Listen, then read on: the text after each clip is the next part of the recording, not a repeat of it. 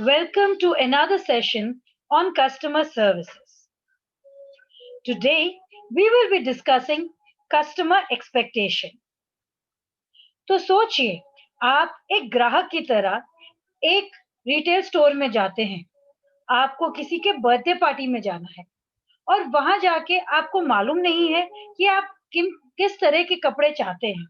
पर वहां पे रिटेल सेल्स एसोसिएट आपको बहुत अच्छे से आपको आपके पसंद के कपड़े दिखाते हैं और पूरा जो एक्सपीरियंस रहता है आपका वो बहुत बढ़िया रहता है। और वहीं पे आप सोचिए कि कस्टमर एक्सपीरियंस आपका अच्छा नहीं रहता है, तो आपको कैसा लगेगा? तो कस्टमर एक्सपेक्टेशंस वही रहता है जो एक कस्टमर एक्सपेक्ट करता है कि उसको रिटेल स्टोर में जाके उसके मनपसंद का सामान मिले और वो वहां से खुशी खुशी जाए। So let us look at the meaning of customer expectation. Customer expectation is the total perceived value from the products or services. If the actual experience of the customer with goods is more than the perceived value, the customer will be satisfied. तो अगर जो ग्राहक है उसको जो उत्पाद चाहिए वो उसको मिलता है, साथ में उसका एक्सपीरियंस भी अच्छा रहता है, तो वो ज्यादा ही खुश होके जाता है वहां से। पर दूसरी तरफ अगर उसका एक्सपीरियंस अच्छा नहीं रहता है, उसको प्रोडक्ट्स जो चाहिए वो नहीं मिलते हैं, तो वो नाखुश होता है, वो डिसअपॉइंट भी हो जाता है। So how do we identify the customer's expectations? Customer expectations are increasing day by day in the modern times. If the retailer is unable to fulfill the customer expectations, the customers will stop coming to them and soon they would be out of business. तो अगर ग्राहकों को जो चाहिए वो retailer नहीं दे पाएगा, तो रिटेलर की दुकान बंद ही हो जाएगी, क्योंकि अगर ग्राहक नहीं आएंगे तो उसकी बिक्री नहीं होगी और बिक्री नहीं होगी तो उसको मुनाफा कहां से होगा? So customer expectations change with time, efforts and customer needs. तो एग्जाम्पल देते हैं, 1980s या 90s में हमारे पास इस तरह के फोन हुआ करते थे, लैंडलाइन फोन जिसका रोटरी डायल सिस्टम होता था। उसके बाद बटन्स वाले फोन आए और बीच में ऐसे मोबाइल फोन आए जिसमें आपके बटन्स रहा करते थे जो आप यूज करते थे। मोबाइल फोन को आप लेके घर से बाहर जा सकते थे। और अब जमाना आ गया है स्मार्टफोन का।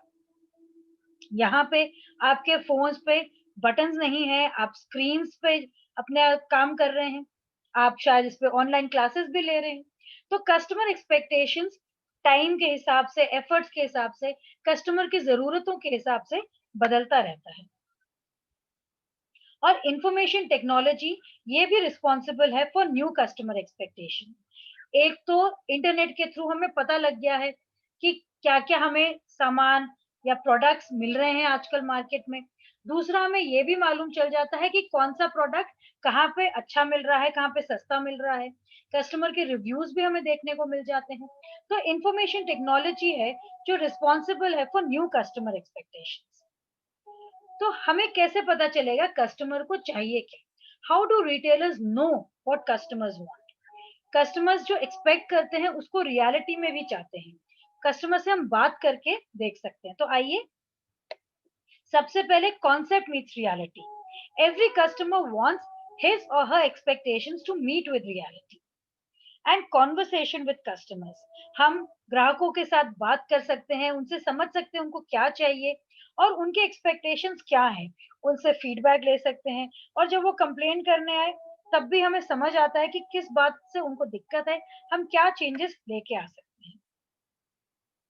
साथ ही में ग्रुप फीडबैक ले सकते हैं। ग्रुप फीडबैक में हमें पूरे ग्रुप का कस्टमर्स का पता लगता है कि उनका क्या फीडबैक है। और हम कम्युनिटी से भी पूछ सकते हैं कि कस्टमर एक्सपेक्टेशंस क्या है। कम्युनिटी जो है हमारा, वो सबसे बढ़िया सोर्स रहता है for finding out what the customer expectations are.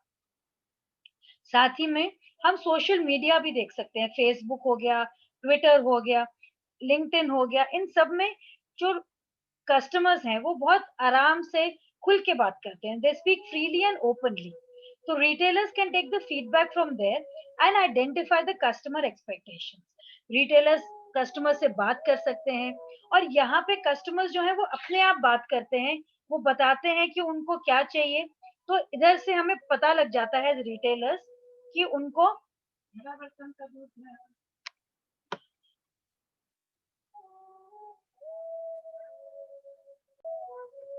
तो सोशल मीडिया में कस्टमर्स अपने मर्जी से बता सकते हैं कि उनको क्या पसंद है, क्या नापसंद है। तो इससे रिटेलर को भी बहुत फायदा हो सकता है। So what are the customer expectations from the retailer? ग्राहक क्या चाहते हैं रिटेलर से? सबसे पहले तो पर्सनलाइजेशन ऑफ गुड्स और services. Every customer wants personalised information from the retailer which attaches the customer to the retailer. साथ ही में उनको और ऑप्शंस भी चाहिए। अगर आप एक कुर्ती लेने जाते हैं तो आप चाहते हैं अलग-अलग साइजेस में मिले, अलग-अलग कलर्स में मिले। अगर आप कोई भी ग्रोसरी प्रोडक्ट, कोई बिस्किट्स भी अगर आप चाहते हैं, तो आप चाहते हैं कि उसमें वैरायटी मिले, आपको अच्छी क्वालिटी मिले। So every customer wants many options in a product, such as product variety, quality, availability, and affordable price. तो आपको एज अ रिटेलर ध्यान से सुनना है ग्राहक क्या चाहता है। Listen closely, respond quickly. Every customer wants information from retailer quickly and accurately. और हर रिटेलर को एक फीडबैक सिस्टम मेंटेन करना चाहिए। साथ ही में जो आगे हैं आपके सेल्स रिप्रेजेंटेटिव्स, जो कस्टमर्स के साथ डील करते हैं, उनको अच्छी ट्रेनिंग देनी चाहिए ताकि वो समझ सकें कस्टमर्स को क्या चाहिए। और अगर उन्हें कोई दिक्कत आ रही है, उनको कोई प्रॉब्लम है, तो उसको वो समझें और उसका उनका प्रॉब्लम वो सॉर्ट आउट करें। कस्टमर एक्सपेक्टेशंस को हम जान गए हैं, तो हमें कंफर्म करना है। वो हम कर सकते हैं बाय कॉलिंग द कस्टमर और by providing extra services. How do we respond to customers? हमें कस्टमर्स के साथ अप्रोप्रिएटली बात करनी होती है। हमें समझना होता है उनकी क्या ज़रूरत है। अगर कोई कह रहा है आके कि हमें गर्मी लग रही है, हमें घर ठंडा करने के लिए कुछ चाहिए, तो क्या वो एयर कूलर लेने आए हैं या एयर कंडीशनर लेने आए हैं? पहले हमें वो समझना है, उनका बजट कितना है, उनकी बिजली की रिक्वायरमेंट क्या है और उसके बाद हम उनको सजेस्ट कर सकते हैं प्रोडक्ट क्या है। फिर प्रोडक्ट उनको जो चाहिए हम वो दे सकते हैं। We fulfil the customers needs. और जो प्रोडक्ट उनको चाहिए वो हम उनको उनके मुताबिक एक प्रोडक्ट के साथ दे सकते हैं। और अगर हमारे पास उनकी ज़रूरत का प्रोडक्ट नहीं है, तो हमें उनको सच्ची-सच्ची बताना है कि हमारे पास नहीं है। ये नहीं कि उनको टालना है या उन्हें कुछ भी झूठ बोलना है जिससे वो दुखी हों और हमारे पास अगली बार आए ही ना। अगर हम उन्हें अच्छे से बताएँ कि वो प्रोडक्ट हमारे पास अभी नहीं है या वो 2 हफ्तों तक आएगा ही नहीं, तो वहाँ पे कस्टमर ज़्यादा खुश होगा, शायद आपके पास दोबारा आ जाए, ना कि आप उन्हें झूठ बोलें और वो आपके पास कभी भी ना लौटे। तो आज हमने जाना कस्टमर एक्सपेक्टेशंस क्या होते हैं और रिटेलर उनको कैसे समझ के उनको पूरा कर सकते हैं।